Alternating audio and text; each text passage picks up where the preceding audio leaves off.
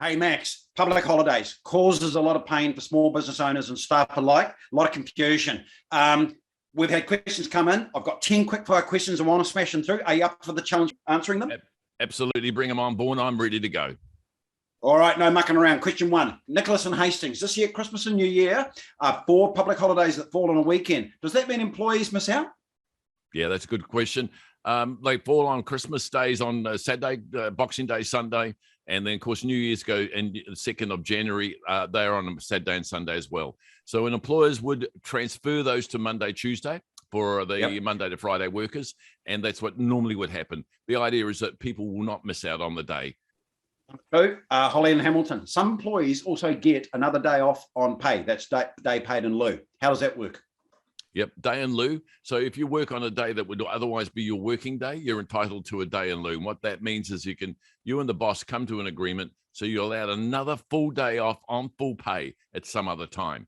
And that's called a day in lieu. Awesome. Question number 3, Matt and Whakatane. What happens to my employees who work weekends only? Do I have to pay them extra? No. So those people, right, what you do is you don't transfer the holidays for those people. So Saturday and Sunday will be their days, and they're recognized as public holidays. This is what they get: rate and a half every hour they work, plus a day in lieu, which means another day off at some time on full pay.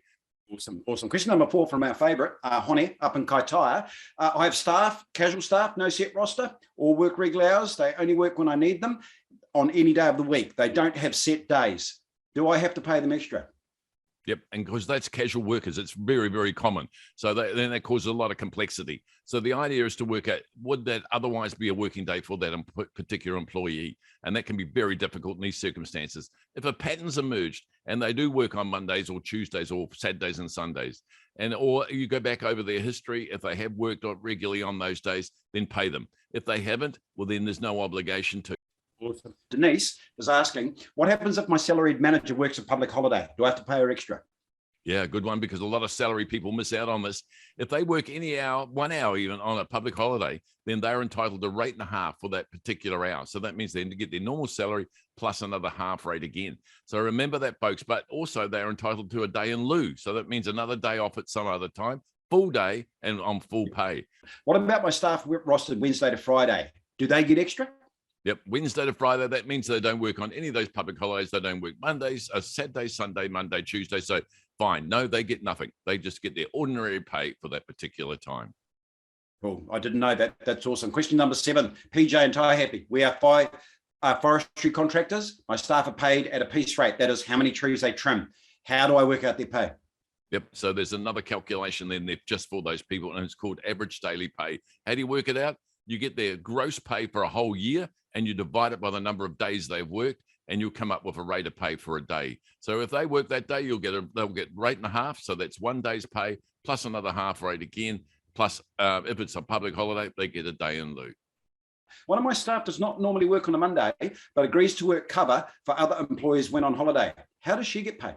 But they will get rate and a half for every hour they work. So rate and a half, but mark this, they do not get a day in lieu because that would not otherwise be a working day for them. Our shifts change at 11 p.m. in the evening. If the night shift starts at 11 and it's public holiday, what are my staff paid?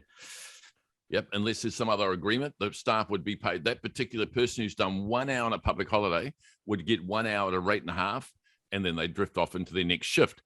But also, wait for this, they also get a full day off on pay at some other time, just for working that 1 hour. If a shift that normally starts at 11 p.m., can it be moved to start at midnight?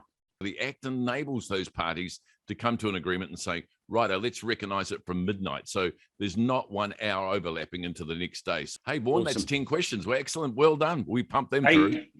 Max, I learned a lot there. That was awesome. How do the people that have been watching this get a hold of you if there are further questions they would like to ask? Right, my name's Max Whitehead. You Google my name, you'll find me somewhere, or the Whitehead Group's my business. Contact me. I'm happy to give you more advice and more depth advice. Tell me your circumstances. I'll have some answers for you. Hey, thanks for watching, folks.